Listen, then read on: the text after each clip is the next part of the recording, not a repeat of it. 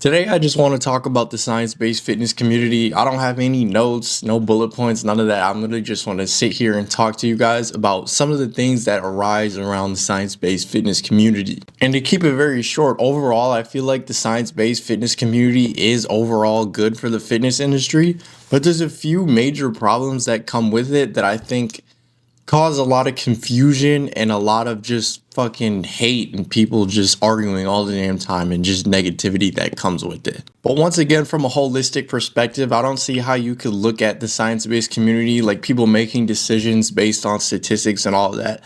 I don't see how you could just overall say that that's bad. But there's definitely things that come with it that are annoying, and I'm just going to address a few of those in this video. The number one problem that results from the science-based fitness community is it takes our eyes off of the bigger picture. When you're going into all these small studies and all of these numbers and statistics, all the things that they're really researching are such a small part of what fitness actually is. They're digging so deep into these minuscule topics that just have a lot less importance than a lot of the big picture things. And this effect is even worse when the science-based fitness information hits the wrong audience. And what I mean by this is I'll see a kid in my comment section. You go to his profile picture and he's literally 80 pounds. Chest is absolutely tiny, and he's asking me what is the most important part of my chest for me to try and hit, or what is the most optimal movement for me to do in my chest? I'm like, bro, that is the last thing that you need to be worrying about. What part of your chest you need to hit? Nigga, you need to hit all of your chest. People who have none of the basics down packed, they're not consistent with their training, they're not just consistent with their diet, they don't get their protein in. They see this type of content and they're so focused on all these small things that people in the science-based community debate.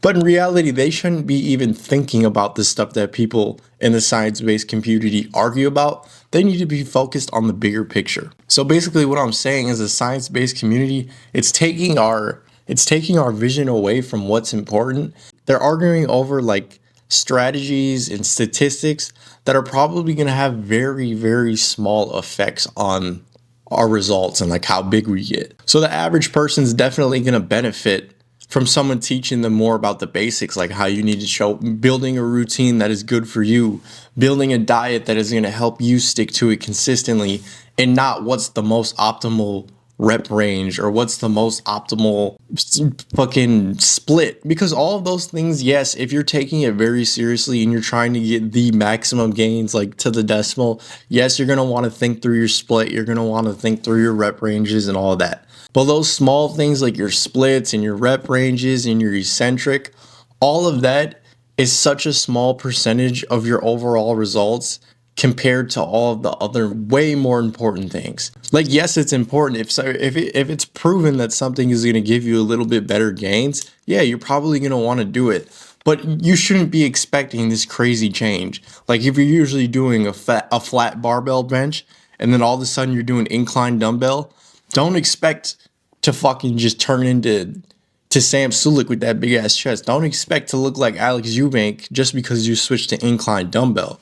It might be slightly more optimal based on their statistics and the things they go off of, but I guarantee it's not going to turn you into this crazy human, especially if you're not consistent, especially if you don't get your protein in, especially if you don't get good sleep. There's nothing that hurts me more than when I see one of my followers and one of my subscribers early on in their fitness journey, and they're just so focused on these small things, trying to figure out the perfect this and the perfect that.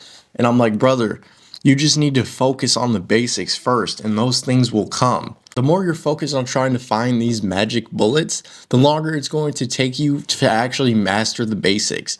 Master the basic movements, master getting your protein in every day, master just showing up, master just being there. If you're so focused on trying to find the perfect information, the perfect workouts, the perfect all this, that's probably going to keep you away from the gym, keep you away from staying consistent because you're just distracting yourself. If you just start off by trying to be consistent, for me, my whole first year, I was doing everything wrong, but I was showing up. Could I have benefited from some of these science-based things? Yes. But it was much more important for me to actually be showing up and being consistent than to be doing the perfect, whatever you want to call it, the perfect all that shit. So basically what I'm trying to say in this video is if you are a beginner lifter, if you are new to the industry, this science-based stuff is not necessarily targeted for you. This stuff is targeted for people really trying to max out their gains. Like if you still have newbie gains, you don't really need to worry about any of this at all. Because when you're a newbie, basically everything works. So as long as you're showing up and you're training hard, you're gonna see growth. And this stuff, yes, it is important, but is nowhere near as important as all of the basics. But I just want to reiterate, you have to stop looking for that magic bullet. Stop trying to look for the perfect routine. Stop trying to look for the basic diet. Just start something, find what works for you, and as you go, you will figure things out. You will learn more things, and you will be able to understand your body better, and you'll be able to use that information to make the changes that you would like to see. But yeah, that's my biggest problem with the science-based community. And the second thing that I don't really necessarily like about the science-based community is that it just causes so many like arguments and people just hating on each other. The fitness industry is probably one of the most toxic fucking communities on the internet, which is unfortunate because we all have the same goal. We all want to look better. So I don't get why everyone needs to be bitching around. If you like working out some way and this guy likes working out another way, who gives a fuck?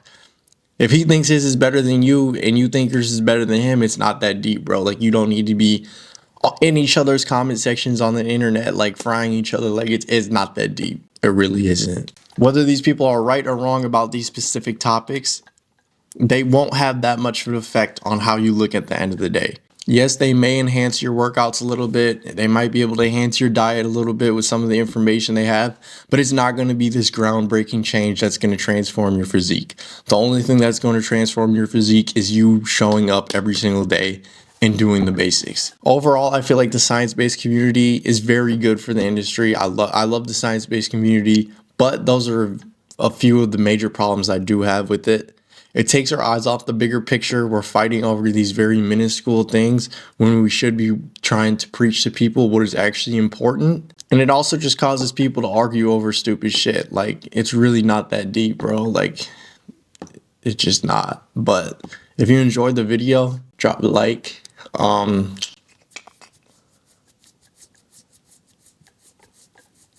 Peace.